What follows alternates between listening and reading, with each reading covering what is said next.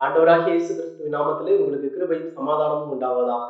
Mark சுவிசேஷம் 14வது அதிகாரம் 3வது வசனத்தை வாசிக்கும் பொழுது, பெத்தானியாவிலே குஷ்டரோகியா இருந்த சீமோனுடைய வீட்டுக்கு இயேசு செல்கிறதை வாசிக்கிறோம். அப்படி இயேசு போன பொழுது அங்கே ஒரு ஸ்திரீ வருகிறாள்.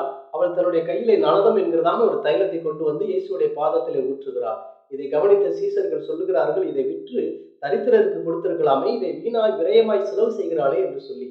மாத்திரமல்ல, இயேசுடைய தலையிலும் சிரசிலும் அந்த எண்ணெயானது ஊற்றப்பட்டது. அருமையான தேவனுடைய பிள்ளைகளே, சங்கீதம் 2வது அதிகாரம் 6வது வசனத்திலே வாசிக்கிறோம், சீயோனிலே என் ராஜாவை அபிஷேகம் பண்ணி வைத்தேன் என்று சொல்லி கர்த்தர் சொல்லுகிறதை வாசிக்கிறோம். அருமையான தேவனுடைய பிள்ளைகளே, இயேசு சொல்லுகிறார், இவள் என்னை அடக்கம் பண்ணுவதற்கு எத்தனமாக இதை செய்கிறாள் என்று சொல்லி. வேதத்திலே ஆவியானவர் 300 என்ற எண்ணை அழகாய் பதிவு செய்கிறார்.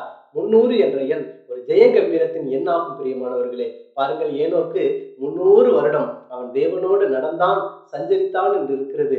நீங்களும் நானும் இயேசுவோடு நடக்க வேண்டும். பிரியமானவர்களே, பாருங்கள், நோவாவுடைய போட்டுடைய நீளம் 300 முழமாகும். பிரியமானவர்களே, மாத்திரமல்ல, பாருங்கள், சிம்சோன் 300 நரிகளை பிடித்து பெலிஸ்தர்களுடைய பாளையத்தில் உள்ள எல்லா தானியங்களையும் அழிக்கும்படியாக செய்தான். நீங்களும் நானும் ஒருமனப்படும் பொழுது இந்திய தேசத்துல உள்ள எல்லா அந்தகார கிரியைகளும் பூண்டோடு ஒன்றுமில்லாமல் சாம்பலாய் போகும். பிரியமானவர்களே, இந்திய தேசத்தை கர்த்தருக்காக சுதந்திரிப்போம். பாருங்கள், இயேசுவும் கூட 2 பேராய் சீசர்களை அனுப்புகிறதை வாசிக்கிறோம். அருமையான தேவனுடைய பிள்ளைகளே, எஸ்தர் ஆண்டவருடைய வார்த்தையை கேட்டு உபவாசம் இருந்து ராஜாவினிடத்திலே போய் பேசும் பொழுது அங்கே பாருங்கள் 300 பேரை கொன்று போட்டார்கள் என்று வாசிக்கிறோம். அருமையான தேவனுடைய பிள்ளைகளே, பாருங்கள், கிதியோனுடைய படையிலே 300 பேரை ஆண்டவர் தெரிந்து கொண்டார்.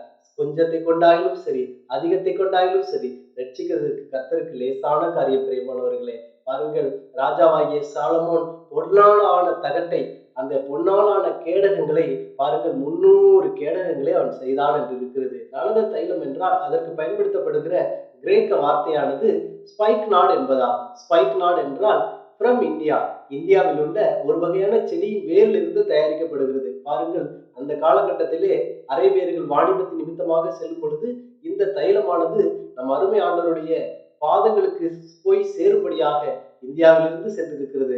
அருமையான தேவனுடைய பிள்ளைகளே, அவள் பாருங்கள், தன்னிடத்தில் இருந்த மொத்த பணத்தையும் செலவு செய்து அந்த பாட்டிலை, அந்த நலந்த தைலத்தை வாங்கி அதை இயேசுடைய பாதத்திலே ஊற்றினார். அருமையான தேவனுடைய பிள்ளைகளே, பாருங்கள், அதனால்தான் இயேசு சொல்லுகிறார், நான் எங்கெல்லாம் சுவிசேஷமா அறிவிக்கப்படுகிறேனோ அங்கெல்லாம் இந்த ஸ்திரியை குறித்து பேசப்படும் என்று சொன்னார். பாருங்கள், நீங்களும் ஒவ்வொரு நாளும் ஆண்டவருடைய சமூகத்திலே அவருடைய பாதத்திலே காத்திருக்கும் பொழுது உங்களையும் கர்த்தர் உலகம் முழுவதும் எடுத்து வல்லமையாய் பயன்படுத்துவார்.